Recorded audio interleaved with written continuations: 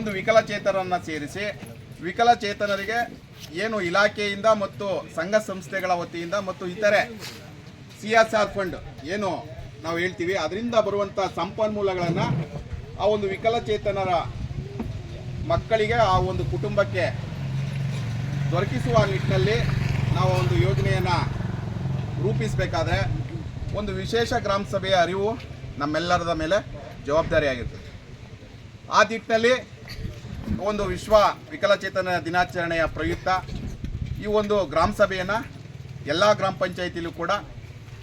ಆಯಾ ಗ್ರಾಮ ಸಭೆಗಳು ನಡೆಯುವಂಥ ದಿನಾಂಕದಂದು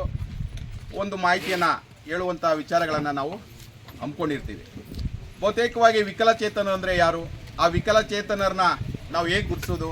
ಆ ವಿಕಲಚೇತನರಿಗೆ ಸರ್ಕಾರದ ವತಿಯಿಂದ ಏನೆಲ್ಲ ಸೌಲಭ್ಯಗಳು ಸಿಗ್ತವೆ ಅನ್ನುವುದಾದರೆ 1900ರಲ್ಲಿ ನಾವು ಒಂದು ಯೋಜನೆಯನ್ನು ರೂಪಿಸಬೇಕಾದ್ರೆ ಒಂದು ವಿಶೇಷ ಗ್ರಾಮ ಸಭೆಯ ಅರಿವು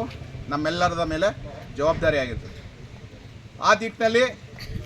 ಒಂದು ವಿಶ್ವ ವಿಕಲಚೇತನ ದಿನಾಚರಣೆಯ ಪ್ರಯುಕ್ತ ಈ ಒಂದು ಗ್ರಾಮ ಸಭೆಯನ್ನು ಎಲ್ಲ ಗ್ರಾಮ ಪಂಚಾಯಿತಿಲೂ ಕೂಡ ಆಯಾ ಗ್ರಾಮ ಸಭೆಗಳು ನಡೆಯುವಂಥ ದಿನಾಂಕದಂದು ಒಂದು ಮಾಹಿತಿಯನ್ನು ಹೇಳುವಂಥ ವಿಚಾರಗಳನ್ನು ನಾವು ಹಮ್ಮಿಕೊಂಡಿರ್ತೀವಿ.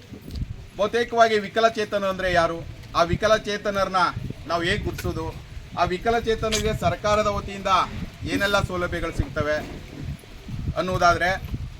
1900